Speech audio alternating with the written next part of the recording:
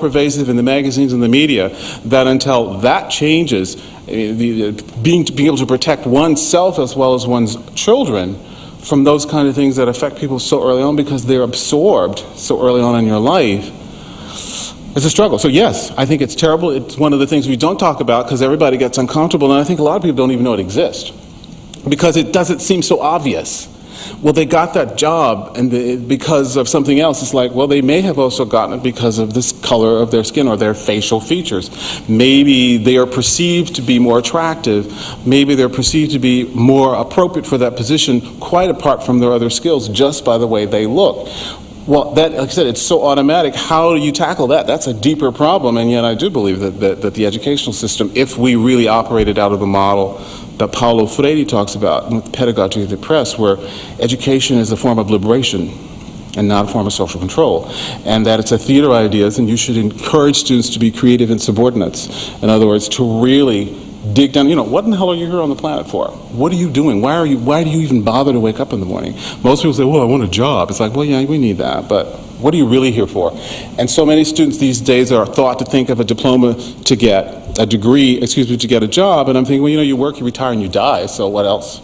You know, like, that's the scenario. What about the process in between? So we have to really reconstruct just the way we teach, how we view education to tackle some of this, and I don't see the commitment, certainly not in DC, yet, or even locally. So the kind of thing that I see happening is a major kind of thing that is happening in small grassroots projects. I don't see a major commitment to the country to this kind of education because it would really radically transform the way we do race, gender, class, and a whole bunch of stuff in this society. And there are a lot of people that don't want to see that change. You're talking about a major revolution, and I don't necessarily mean going down and knocking out buildings.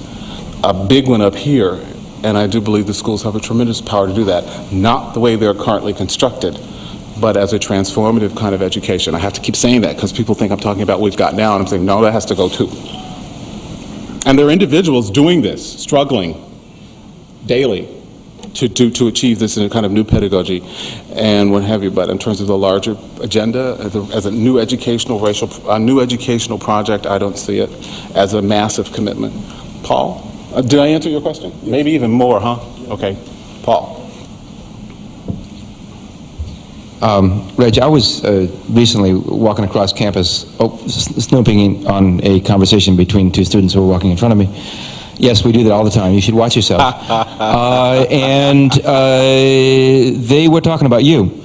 Oh. Okay. One of them was telling the other one about this guy, this really great guy who teaches sociology, racial this and that, and saying, and this person referred to you as a light-skinned African-American. Yes. Okay? Right. And the other person said, no, I've heard about that person, he's a multiracial person. Okay? And I am not here to, yeah, I'm here to play with you. But I would like to know what your sense of the relative merits of those two constructions are, what you do there with yourself, how you feel about other people doing different stuff with that stuff, and kind of how you got to that place. I think both of them are accurate. And they're accurate in a variety of different ways. I'm going to be perceived because of our social constructions in this society as they are in 2000. Well, I'm sorry about that. Lost a few years there. The year 2002.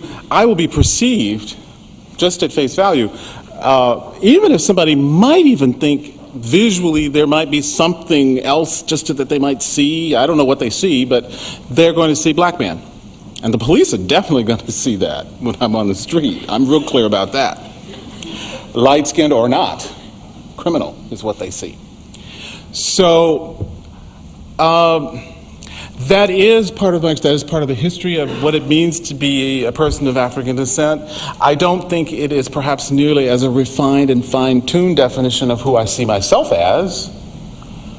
I see myself as a multiracial person of partial African descent, but also Asian, Indian, and German, Jewish, and Irish, and Lord knows what other stuff is there. English, Native American. I mean, I only know a few backgrounds, but if I have 33 ancestries, that's a lot of people.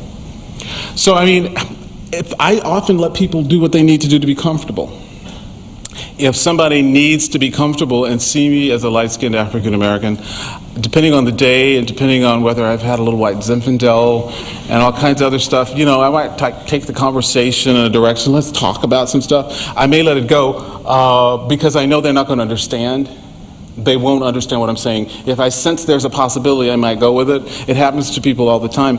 But I do think, I think at our point in history, those are going to be the two labels, and perhaps less multiracial unless they hear someone say, oh, well, I heard that. In fact, I've had other students say that they've heard that I say that, and it kind of makes me think, well, does that take away from the legitimacy of it just because I think it? I mean, do you think that it articulates anything about my experience, how I see myself, how I, function in my day-to-day world? I wake up in the morning and through the lens of race, I see the world through the lens of a multiracial person who is constructed as an African American.